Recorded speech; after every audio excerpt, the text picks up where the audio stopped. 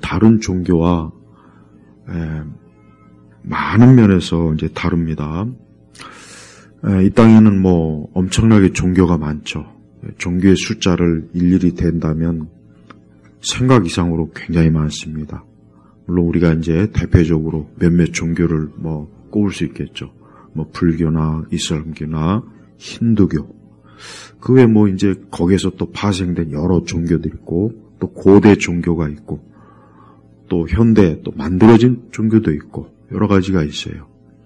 그런데 한 가지 중요한 특징이 있습니다. 다른 종교에는 기쁨과 즐거움의 내용이 없어요. 오직 기독교만 기쁨과 즐거움이 있어요. 이게 아주 굉장히 큰 차이점이에요. 다른 종교에는 엄숙함이나 두려움이나 또 그들 나름대로 경전이나 의식이 다 있어요. 그러나 기쁨이 없어요. 불교도들이나 뭐 이슬람교 기쁨이 있습니까? 없습니다. 그 사람들의 교리적 가르침에 기쁨이라는 내용이 없어요. 없습니다. 그렇다고 또 무속에 기쁨이 있습니까? 없습니다.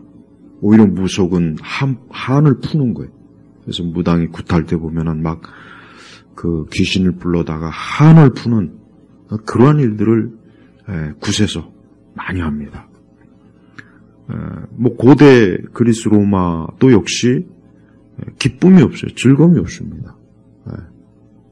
그래서 그리스 철학이나 로마의 그 철학을 보면은 어떤 인간의 어떤 비애, 고통, 엄숙함, 뭔가 그런 거는 굉장히 있는데 기쁨이나 즐거움은 없어요. 참 희한하지 않습니까?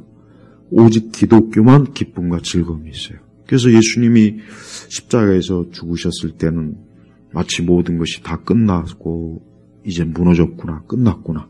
제자들도 이제는 뭐 우리 예수님이 십자가에 죽으셨으니까 우리가 이제 할 일이 없다.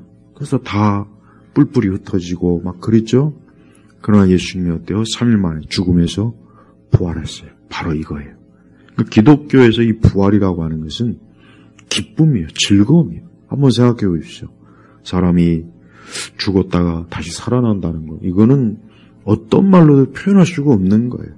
우리가 몸이 아팠는데 죽을 병에 걸렸는데 몸이 나았어요. 얼마나 기쁩니까? 아니 그것만 해도 기쁜데 죽음에서 생명으로 나사로가 죽어서 무덤에 갇혀 있었고 몸이 이제 썩어서 부패가 진행됐는데 예수님께서 나사로에게 나오라, 무덤에서 나오라 했을 때 나사로는 자기 스스로 걸어서 나왔어요.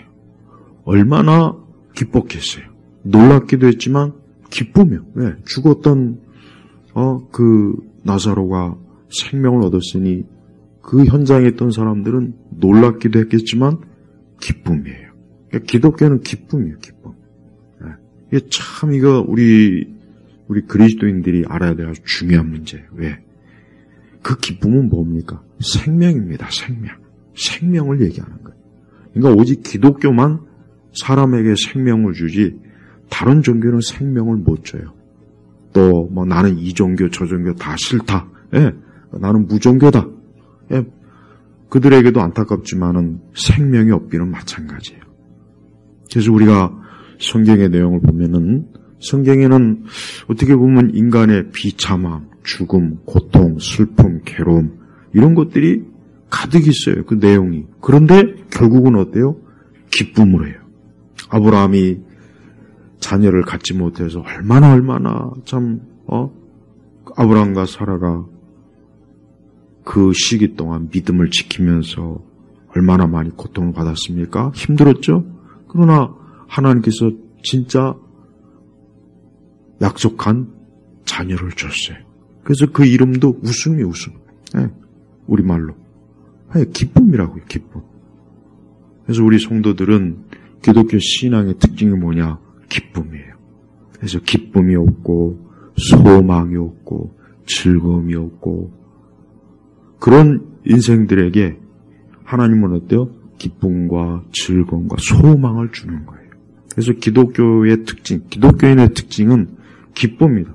그래서 신약 성경에도 뭐라 그랬습니까? 항상 기뻐하라 그랬죠. 기뻐하라. 이 기쁨이라고 하는 것은 사실 죄로 인해서 멸망하고 타락한 인생들에게는 기쁨은 어울리질 않아요. 사실은 어울리질 않는 거예요. 뭐가 어울리겠습니까? 죄로 인해서 멸망하고 타락하고 죽음이 오고 영원한 형벌을 받고 이게 무슨 기쁨이 있겠어요? 거기에 무슨 기쁨이 있겠습니까? 기쁨이 없어요. 유명한 희극인 찰리 채플린도 평생에 엄청난 다른 사람을 재미있게 하고 웃음을 주고 그런 코믹한 그런 대단한 희극이었지만 본인은 자기 자신은 기쁨이 없었어요. 기쁨이 없었다고. 우리가 이 기쁨이라고 하는 것은 우리가 인위적으로 우리가 막 억지로 어거지로 뭔가 기쁨을 만들 수는 있겠죠. 그래서 막 그런 기쁨을 유도하는 어떤 영화나 드라마나 쇼 프로그램들이 많이 있어요. 하지만 그것은 인위적인 기쁨, 인위적인 그냥 억지로 만들어내는 것. 하지만 성경에서 말하는 기쁨은 어때요? 하나님이 주시는 거예요. 하나님이 주시는 것이기 때문에 이 기쁨은 어떤 기쁨입니까? 이 기쁨은 살아있는 기쁨입니다. 살아있는 기쁨. 오늘 11절을 보니까 자 시편 5편 1절부터 쭉 우리가 이제 봐왔죠. 하나님 앞에 탄식과 또 부르짖음과 또 악을 행하는 자의 심판 이런 모든 것들을 이제 막 하나님 앞에 이렇게 호소하고 그러던데 11절로 들어가니까 어때요? 그러나 주께 피하는 사람들은 다 기뻐하며 그랬습니다. 주께 피하는 사람들은 다 기뻐하며 그래요. 기뻐하며. 이게 신앙, 기독교 신앙의 가장 절대적인 한 면을 보여주는 거예요. 그렇습니다. 어느 누구든지 하나님께 피하는 사람은 기쁨이 있어요. 그에게 질병이 있던 환난이 있던 고통이 있던 슬픔이 있던 실패가 있던 그가 어떤 죄로 인해서 무너졌던 하나님께서는 그에게 뭘 주십니까? 기쁨을 줘요. 기쁨. 그래서 우리 성도들이 자기 안에 이러한 기쁨이 있는지를 한번 돌아봐야 됩니다. 나는 이러한 기쁨이 있는가? 왜? 기독교인의 특징은 기쁨이에요. 근데 이 기쁨이라고 하는 게 뭐냐? 내가 뭐 지금 기뻐할 만한 일이 있어서 기뻐하는 건가? 아니, 그게 아닙니다. 그게 아닙니다. 그게 아니에요. 그건 아까 얘기했지만은 그거는 만들어진 기쁨이에요. 그런 기쁨이 성경에서 말한 기쁨이라면은 기독교는 별 볼 일 없는 종교예요. 근데 여기서 말하는 기쁨이라고 하는 것은 고통과 환난과 쫓겨다니고 악인으로 인해서 고생을 하지만 그러나 그가 하나님께로 가까이 하고 하나님을 모시니까 비록 그런 가운데서라도 어때요? 기쁨이 있는 거예요. 기쁨이 있는 거예요. 이게 기독교에서 말하는 기쁨이에요. 바울은 감옥에 있었지만 성도들에게 어때요? 바깥에 있는 성도들한테 기뻐하라 그랬어요. 기뻐하라. 봐요. 그러니까 우리 성도들의 신앙의 특징이 뭐냐? 그러니까 기독교, 우리 그리스도인의 신앙의 특징은 기쁨으로 나타내는 거예요. 알다시피 죄로 인해서 무너진 그러한 인생들에게는 기쁨이라는 게 없습니다. 기뻐할 일이 없거든요. 있어봐야 슬픔이요, 어둠이요, 고생이요, 괴로움이요, 그냥 그런 것밖에 없어요. 그래서 사람들이 인생을 살면서 기뻐하는 날은 얼마 안 되잖아요. 이 기쁨이 없으니까 사람들은 그 기쁨을 얻고자 뭔가 자기 육체의 즐거움을 막 찾습니다. 하지만 그 즐거움도 어떤 즐거움입니까? 일시적이고 단발적이에요. 그런데 하나님이 우리에게 주시는 기쁨은 어떤 기쁨이냐? 영원한 기쁨이에요. 영원한. 우리가 계시록에 보면은 그 엄청난 환난과 막 무지막지한 대환난과 어려움이 많죠. 근데 계시록 끝부분으로 가면은 뭐가 있습니까? 영원한 기쁨이 있잖아. 어린 양 혼인잔치의 기쁨이 있고 하나님과 함께하는 기쁨이 있고 새하늘과 새 땅에 들어가서 영생을 누리는 기쁨이 있고, 그러니까 기쁨이 있다고요. 그래서 사람이 이 하나님께로 오면은 기쁨을 얻을 수가 있어요. 근데 사람들이 하나님께로 오지 않고 자기 길로 가죠. 자기 길로 간다고요. 근데 그 길로 가서 자기가 행복을 누릴 수 있고 기쁨을 누릴 수 있거라고 아마 생각을 다 하는 것 같아요. 그러나 거기엔 기쁨이 없어요. 신을 부정하는 사람들이 그로 인해서 행복하다는 말은 나는 들어본 적이 없어요. 그러니까 신을 그러니까 보통 이제 여기서 말하는 신, 하나님이. 대체로 무신론자들이 표적을 삼는 종교는 기독교입니다. 다 기독교야. 다른 종교가 아닙니다. 기독교. 그러니까 하나님을 부정하는 사람들이 막 기쁨이 있다, 즐거움이 있다. 난 이런 내용을 그 사람들의 책에서 본 적이 없다니까요. 하나님을 부정하니까 너무 기쁘다, 너무 즐겁다. 그 내용이 없어요. 그거 참 희한하지 않습니까? 아니, 그렇게 하나님이 없다 하면 막 하나님을 안 믿으니까 너무 기쁘다, 즐겁다. 이런 내용이 있어야 되잖아요. 근데 없어요. 없다고요. 오히려 어때요? 하나님 믿는 사람들이 오히려 기쁨이 있다, 즐거움이 있다, 소망이 있다. 그렇습니다. 그 사람들이 설령 병상에 있어도, 죽음의 자리에 있어도, 지금 큰 환난과 어려움이 있어도, 좀 근심과 염려되는 것들이 있어도 하나님으로 인해서 기쁨이 있는 거예요. 그렇습니다. 하나님을 부정하고 하나님이 없다, 신이 어디 있느냐, 무슨 하나님이 세상을 창조하고 이 사람을 만들었느냐, 막 그렇게 하나님을 막 부정하고 그러는데, 그렇다고 해서 그 사람들이 그것 때문에 막 기쁘다, 즐겁다, 신난다, 그게 없어요. 왜 좀 거짓말이라도 좀 그렇게라도 좀 쓰면 좋을 텐데, 기쁨이 없는 거예요. 그러니까 인간이 하나님을 가까이 하지 않고 하나님을 멀리 찾고 원수로 삼는 그런 인생들은 절대 기쁨이 없습니다. 왜 사람들이 어느 시대를 막론하고 왜 인생들이 뭔가 모르게 살다 보면 점점 삶이 어두워지고 우울해지고 뭐 그래요. 다 그렇습니다. 네, 다 그래요. 예외가 없습니다. 뭐 돈이 많고 많이 배우고 그래봐야 나이 먹으면 다 별거 그런 것도 그렇게 큰 영향을 미치지 못해요. 하나님이 없으니까 점점 어때요? 그 인생이 어둠 속으로 계속 무덤 속으로 자꾸 들어가는 거예요. 예수님이 십자가에서 죽으시고 3일 동안 무덤에 있었죠.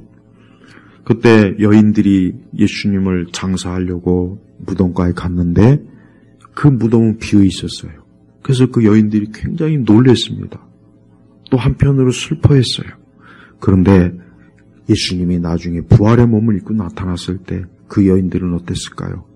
기뻐했겠죠. 얼마나 기뻐했겠습니까? 그래서 우리 기독교는 그리스도의 부활이야말로 기쁨이에요. 또 기독교는 다른 종교하고는 달리 뭐가 또 특징이냐? 기쁘기 때문에 뭘 합니까?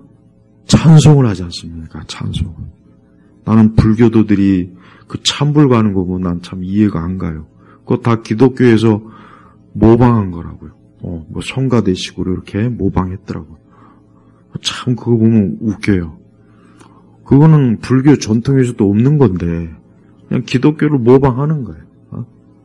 그러니까 찬송과 찬양으로 그 신앙을 드러내는 종교는 기독교밖에 없습니다. 다른 종교는 없어요. 없습니다. 다른 종교는 없어요. 그래서 엄숙하고 뭔가 무겁고 두려운 의식은 있어요. 그리스나 로마의 그 신들을 높이는데 거기에 찬양이 있습니까? 찬송이 있습니까? 없어요. 기독교만 있는 거예요.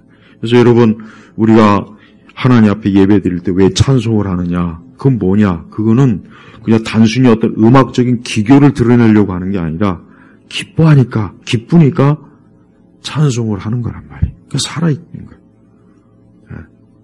이 세상 많은 노래가 있고 그렇죠. 많은 노래가 있어요, 세상에.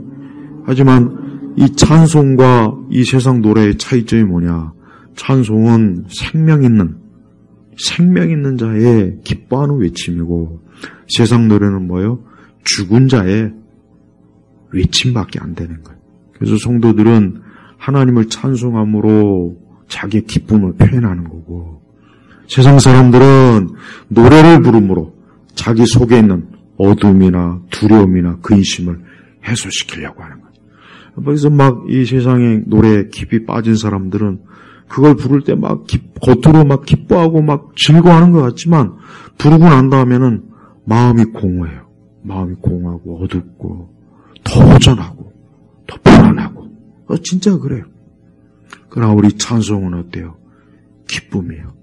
기쁘고 찬송을 부르면 부를수록 올바른 찬송, 올바른 찬송, CCM이나 이런 거 말고 올바른 찬송을 부르면 부를수록 마음이 막 기쁘고 영혼이 막 힘을 내고 얼마나 좋습니까?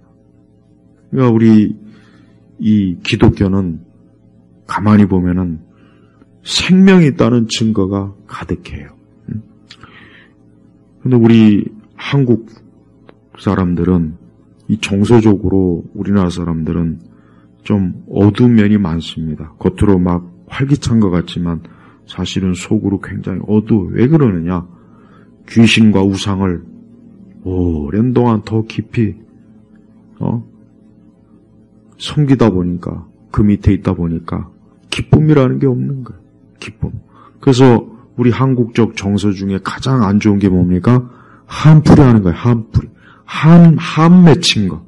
막 한이 맺혀갖고 막 그래서 옛날 우리나라 귀신 전설의 고향 보면 맨날 한이 맺혀갖고 그냥 머리 산발하고 소복 입고 입에 칼 물고 그 내용 자체가 어때요? 어둠이 어둠. 기쁨이 없다고요. 기독교는 거기에 반해서 뭐가 있습니까? 우리 예수님께서 십자가에 부활하심으로 죽음과 사망에서 생명을 얻었다. 기쁨이라고, 기쁨. 그래서 기독교는 무덤의 종교가 아니라 뭐예요? 기독교는 생명의 종교예요. 그래서 다른 그 어떤 종교보다도 사람들이 이 기독교라는 종교를 안다면, 제대로 안다면 다 기독교로 올 거예요. 절대 천주교나 불교나 무슨 유교나 이슬람교나 힌두교 그런 쪽으로 가지 않을 거라고. 거기에는 생명이 없어요. 거기는 어느 면으로 보나 거기는 생명이 없다고요. 두려움. 어떤 그들이 믿는 신에 대한 두려움, 어떤 엄숙함, 뭔가 비장함, 막 그런 게 있거든. 근데 우리 하나님 믿는 살아계신 하나님, 생명의 주관자요, 만물의 창조자요, 인간의 모든 것들을 주관하는 이 하나님은 어때요? 사람들에게 기쁨을 주는 분이에요. 기쁨. 그래서 우리가 하나님을 믿을 때 기쁨으로 섬겨야 돼요. 기쁨. 기뻐하고 믿음으로 기뻐하는 거예요. 믿음으로 또 기뻐하고 믿음으로 하나님 앞에 나아오고. 그래서 믿는 자는 그 속에 기쁨이 없을 수가 없는 거예요. 근데 믿는다 하면서 그 마음에 기쁨이 없으면은 그 사람은 믿음이 혹 적거나 아니면 믿음이 진짜 없거나 뭔가 둘 중에 한 가지입니다. 그래서 여러분, 하나님은 하나님의 자녀들이 기뻐하는 걸 좋아해요. 기뻐하는 거. 그래서 오늘 11절 보니까 주께 피하는 사람들은 다 기뻐하며 그래요. 어느 누구든지 하나님께로 피하는 사람은 기쁨이 와요. 기쁨. 예. 삶이 힘들고 고단하고 어렵고 근심과 염려가 됐을 때 사람들이 다른 데로 막 도피하잖아요. 다른 데로 도피한다고요. 하지만 다른 데로 아무리 도피해봐야 거기엔 절대 좋은 게 없습니다. 누구에게로 와야 됩니까? 우리 주님께로, 예수님께로 와야 돼요. 그 다음에 또 뭡니까? 주님의 보호로 인하여 영원토록 즐거이 외치며 주님의 이름을 사랑하는 사람들은 주님을 즐거워할 것입니다. 예, 즐거움이에요. 즐거움. 기쁨과 즐거움은 같은 거예요. 사실 같은 의미이긴 해요. 근데 삶이 즐겁다, 기쁘다. 이게 얼마나 좋습니까? 어떤 사람의 인생을 평가할 때 그 삶이 기쁨이 있고 즐거움이 있다. 이게 얼마나 좋아요. 근데 그 삶이 슬픔과 고통과 괴로움과 울음이 있다. 그건 좋은 삶이 아니죠. 하나님은 어때요? 주님의 이름을 사랑하는 사람들은 주님을 즐거워할 것입니다. 영원토록 즐거이 외치며 주님의 또 보호하심과. 그러니까 하나님은 하나님의 자녀들에게 뭘 주시는 분이냐? 기쁨도 주시고 즐거움도 주시고 또 그를 보호해 주시고 또 그를 어때요? 사랑해 주시고. 여러분, 세상에 어떤 신이, 다른 제가 아까도 얘기했지만은 세상에 어떤 신도, 그 어떤 여러 각 종교가 있잖아요. 그 어떤 신도 자기를 섬기는 그 사람들에게 이런 기쁨과 즐거움이나 이런 복된 것, 이런 걸 주는 신이 없다. 약속한 신이 없다고요. 오직 기독교의 하나님만 오늘 말씀처럼 기쁨, 보호, 즐거움, 이와 같은 것들을 주는 거예요. 사람이 하나님을 믿으면은 왜 좋으냐? 하나님께서 그에게 어때요? 이런 기뻐함, 또 그를 보호해 주시고, 그에게 즐거움을 주시고, 또 그를 하나님의 손에서 보살펴 주시고, 이러니까 어때요? 하나님을 기뻐하지 않을 수가 없는 거예요. 그러니까 성도들은 하나님에 대해서 하나님을 생각하면서 기뻐하는 거예요. 슬픔과 근심과 어둠이 있을 때, 그런 것이 혹 밀려왔을 때, 그때 누구를 생각해야 되겠습니까? 주님을 생각해야 돼요. 주님을 생각해요. 다른 거 생각하지 말고 주님을 자꾸 생각해요. 그래서 믿음으로 우리 주님을 생각하고, 또 우리 주님께서 나를 사랑하시고 내게 기쁨과 즐거움을 주실 것이고, 그래서 주님을 생각할 때 진정으로 우리 사람은 어때요? 그 속에서부터, 그 마음과 심령 속에서 즐거움과 기쁨이 솟아나는 것입니다. 신약성경 사복음서에 보면은 예수님의 행적을 보면은 예수님을 만나고 나서 예수님이 가까이 하고 사람들은 다 어때요? 다 기쁨과 즐거움이 넘쳤어요. 예수님은 질병도 고쳐주셨고, 배고픈 자들에게 먹을 걸 주고, 귀신 들린 자의 귀신도 쫓아주고. 자, 보십시오. 그때 그 사람들이 다 어떻게 했습니까? 기쁨과 즐거움이 넘치잖아요. 기쁨과 즐거움이 넘치죠. 질병도 떠나고, 귀신도 떠나고, 배고픈 자에게 먹을 걸 주는 주님을 가까이 있을 때 그들의 마음이 얼마나 기쁨과 즐거움이 가득했겠습니까? 한번 생각해요. 지금도 똑같습니다. 지금도 많은 사람들이 어때요? 기쁨과 즐거움이 없죠. 제가 저번에 얘기한 것처럼 특히 많은 젊은 사람들이 기쁨과 즐거움이 없어요. 그래서 막 자살을 하고, 그 젊은 시절은 가만히 있어도 활기차고 뭔가 인생이 막 이렇게 되는데, 많은 젊은 청년들이 우울하고 막 자살을 하고. 봐요. 하나님이 없으니까 그런 거예요. 하나님이 없으니까. 하나님이 없으니까 그들에게 있는 거라고 뭐예요? 그 삶을 고통스러운 것밖에는 가까이 오질 않아요. 그래서 제발, 사실 젊은 청년들뿐만 아니라 사람은 다 하나님께로 오면 됩니다. 하나님께로 나와서 그분을 붙잡고 그분과 함께하고 그분을 의지하고 그분을 믿고, 그럼 하나님께서 그에게 어때요? 기쁨과 즐거움, 하나님이 그에게 위에서부터 주시는 거예요. 위에서도 주시는 거예요. 이 세상과 마귀는 사람에게 기쁨을 주질 않습니다. 즐거움을 주질 않아요. 오히려 슬픔, 괴로움. 그러니까 우리나라 사람들은 정서적으로 이 슬픔과 괴로움, 한, 이런 것들이 계속해서 아주 태생적으로 내려와요. 여러분, 보통 우리 민족을 단군의 후예라고 하잖아요. 단군의 후예. 근데 그 단군이 뭐냐면 무당이라고 해요. 무당. 단군이 무당입니다. 그래서 무당들이 단군신을 다 이렇게 하고 있지 않습니까? 그러니까 우리 민족은 이 출발할 자체가 이 무속, 무당, 단군, 출발 자체가 그래요. 참 희한해요. 그러니까 보면 우리나라 역사를 보면 봐요. 어느 시대건 뭔가 모르게 어둠, 슬픔, 한, 이런 것들이 가득해요. 기쁨이 없어요. 기쁨.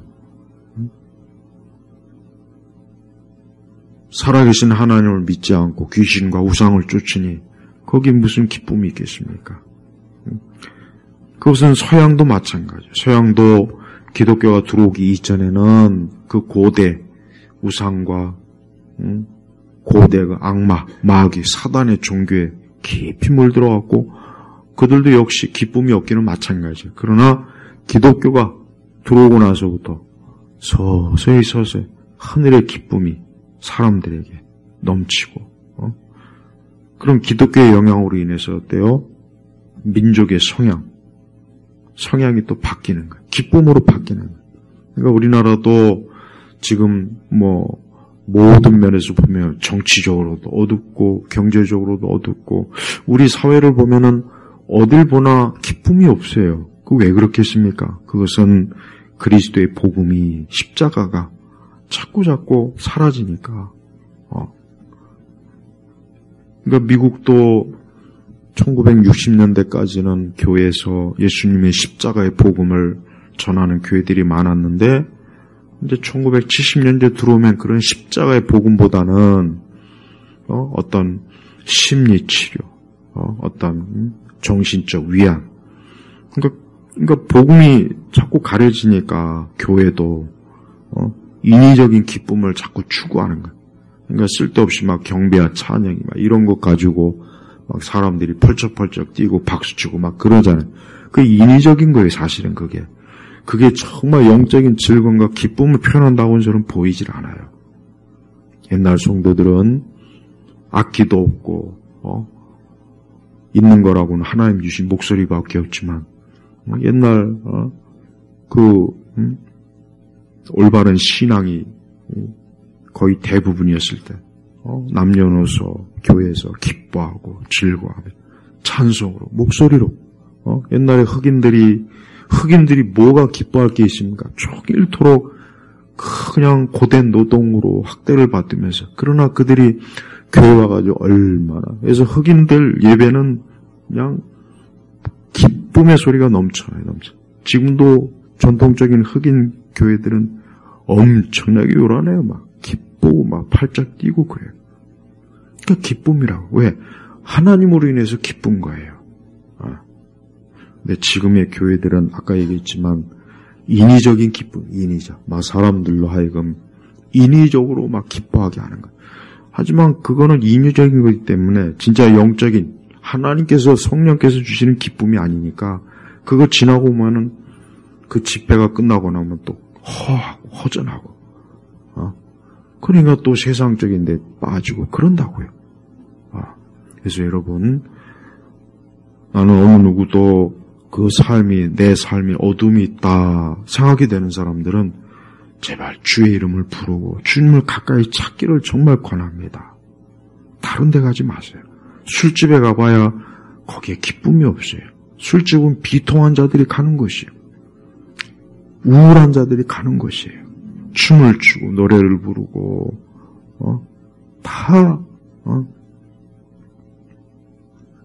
체스터톤이 그랬죠.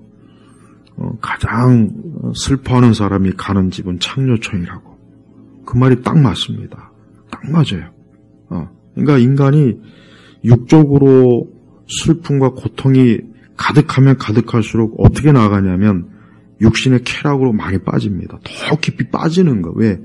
그 안에 있는 육신의 쾌락 때문에, 그 안에 있는 우울함과 어두움을 해소시키려니까 육신의 쾌락으로 빠질 수밖에 없는 거예요.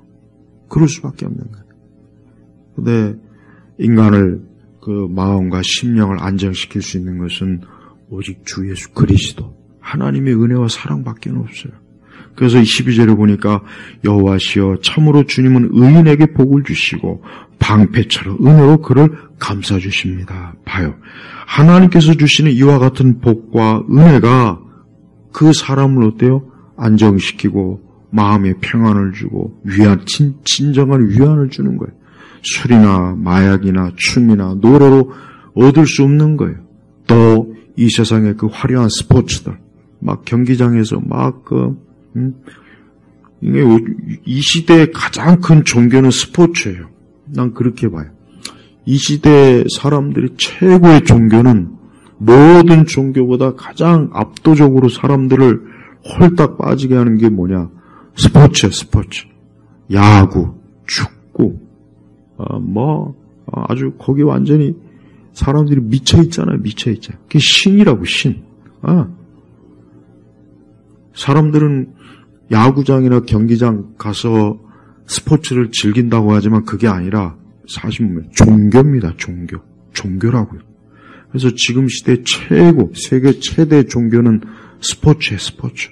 사람들은 거기에다 물질과 돈을 막 쓰잖아요. 엄청나게 씁니다. 엄청나게 써요. 그러니까 거기에 가서 그 스포츠라고 하는 신 앞에서 경배하고 그 앞에서 열광하고 환호성을 지르고 노래를 부르고 박수를 치고, 그러나 그 경기가 또 끝나면 마음에 공허함이 또 가득 밀려오니까 술집에 가서 또 술을 먹고 봐요. 그러니까 우리는 그런 것들이 다 인간이 뭐예요? 인간이 자기 영혼에 자기 내적인 자기 실제 존재하는 실존이 죽었기 때문에 그래요. 죽었기 때문에.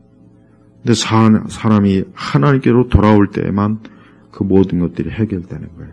하나님께로 돌아오지 않으면 사람의 상태는 뭔 짓을 해도 어딜 가도 뭘 해도 조금 더 나아지질 않습니다. 조금 더 나아지질 않아요. 오늘 이 시편의 말씀은 굉장히 중요한 말씀이에요.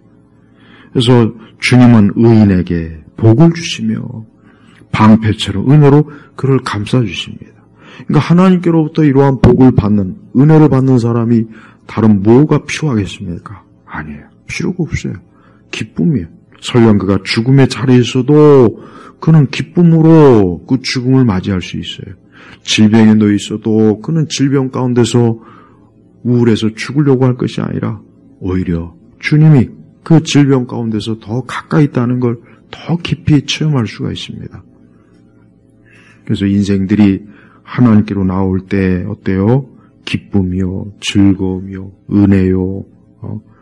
왜 이렇게 좋으신 하나님을 사람들이 믿지 않고, 왜 이렇게 하나님을 외면하고, 왜 이렇게 사람들이 하나님을 더 이렇게 외면할까? 왜 사람들이 하나님을 믿지 않고 섬기지 않고, 왜 빛 대신 주님 앞에 나올 생각 안 하고, 왜 점점 더 어둠으로 가려고 그렇게 발악을 합니까?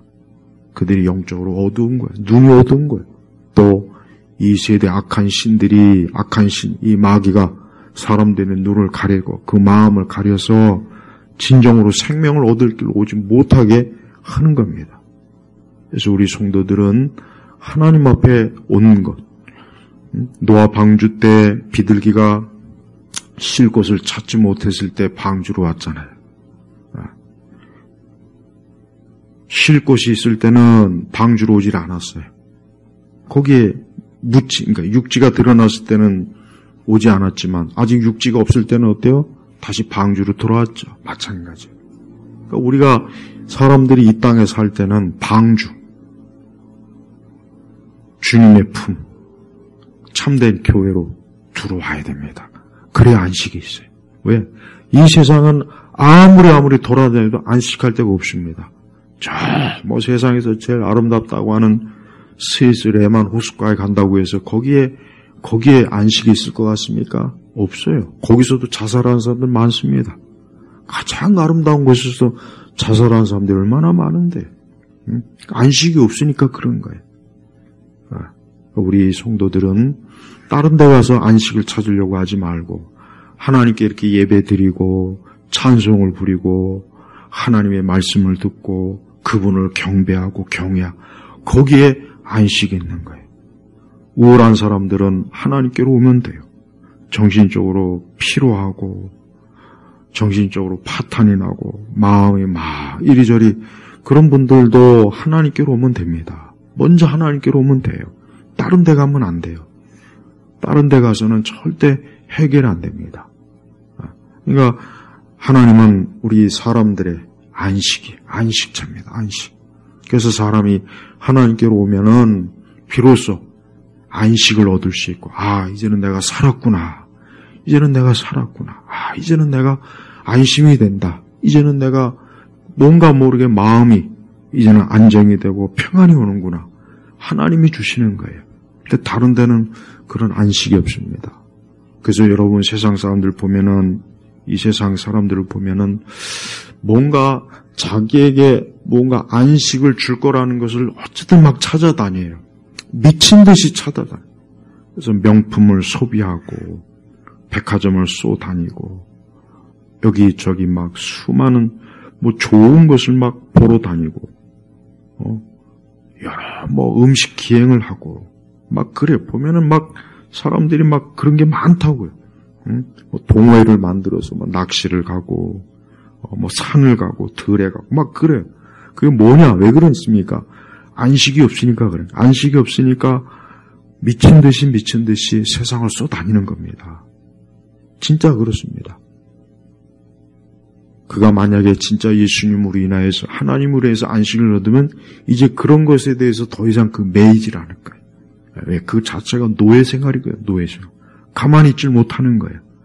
뭐라도 자꾸 쏘 다녀야 되고 바다로 산으로 들로 미친 듯이 막 다녀야 돼. 그래야 어때요? 막 이 마음이 안정이 불안한 마음이 안정이 되니까. 그래서 여러분 현대인들이 더 힘든 거예요. 피곤한 거예요. 과거보다 훨씬 피곤합니다. 여러분 옛날 사람들이 훨씬 더 불편하게 살았을 거라고 자꾸 생각하는데 그렇지 않습니다. 지금 사람들이 더 불편합니다. 좋은 차도 있고 손안에 스마트폰이 있어서 전 세계를 그냥 손안에서 볼 수도 있지만 더 힘들어요. 더 빠른 교통수단이 있고 통신수단이 있고 더 좋은 먹을거리 문화가 많은데 사람들은 더 피곤해요. 왜? 더 많이 자살하잖아요. 그 한 가지를 보세요. 다른 것도 물론 많아요. 근데 제가 가장 극단적인 거 자살을 자꾸 예를 드는 이유가 그게 가장 극단적인 거니까 생명을 잃는 거잖아요. 다른 것도 많습니다. 그러니까 봐요. 사람들이 안정을 얻지 못하는 거예요. 근데 앞으로 가면 갈수록 이렇게 더 심해질 겁니다. 더 심해질 겁니다. 더 사람들은 이제 어때요? 우리가 이제 소외라고 하는 말 있죠. 소외. 철학자들이 인간이 뭐 소외됐다 하는 말을 해요. 그게 무슨 얘기냐면은 인간의 마음이 자기가 자기 내면을 잃어버리는 겁니다. 그러니까 소속감을 가질 수가 없는 거예요. 어딜 가든 타인이 되고 어딜 가든 안정이 없으니까 그걸 소외라고 그냥 표현을 하는 거예요. 안정이 없는 거예요. 안정이. 네. 그래서 많은 그 소외를 어떻게 하면 사회학자들이 막 그거를 해결해 볼까 여러 가지 방안을 찾고 여러 많은 철학의 얘기를 해요. 하지만 다 소용없는 얘기예요. 어거스틴이 말한 것처럼 하나님 안에 들어오지 않는 이상은 안식이라는 건 절대 있을 수가 없는 겁니다. 지금 우리나라 사람들 보면은 막 이제 연말이 돼서 또 얼마나 막 또 연말 또 송년회 한다고 얼마나 또 사람들이 막 모임을 또 많이 갖겠죠. 여러분 그런 것도 사실은 뭐예요? 이 세상 사람들이 자기 마음에 안정이 없으니까 자꾸 그런 모임을 갖는 겁니다. 우리 성도들은 하나님을 모시면서 모이잖아요. 그게 다른 거예요. 그러니까 사람이 하나님을 모시면은 그게 가장 좋은 겁니다. 하나님을 모실 때 그게 사람에게 제일 좋고 제일 행복하고 제일 평안하고 제일 마음이 안정이 돼요. 그러나 주님을 모시지 않는 모임은 거기에는 아무것도 없어요. 우리가 주를 모시는 게 그렇게 좋은 거예요. 저는 우리 오늘 12절 말씀 여호와시여 참으로 주님은 의인에게 복을 주시고 방패처럼 은혜로 그를 감싸주십니다. 그래. 하나님께서 우리를 감싸주시고 우리를 은혜를 주시고 우리를 용납하시고 받아주시고 우리의 모든 죄와 허물도 용서해 주시고 또 우리를 복을 주시고 여기서 이 복이라는 거 뭡니까? 하나님께서 모든 것에 복의 근원이 되시잖아요. 그러니까 사람에게 좋은 것을 주시는 거예요. 저는 계속해서 이방 종교나 이런 무속이나 이런 걸 연구해 보니까 정말 사람이 하나님을 믿지 않으면은 그게 저주예요, 저주. 정말 저주라고요. 그래서 참 예수 그리스도를 믿음으로 하나님의 자녀가 되는 것만큼 사람에게 최고의 좋은 게 없구나. 이것만큼 좋은 게 없는 거예요. 좋은 대학 가는 게 좋을 것 같습니까? 자꾸 그냥 우리나라 사람들이 교육도 우상이라 이 교육도 우상이에요. 물론 사람이 물론 배우고 익히는 게 좋긴 해요. 그러나 그것도 우상이 돼버려요. 우상. 자기의 인생을 성공적으로 살기 위한 하나의 우상의 종교잖아요. 종교.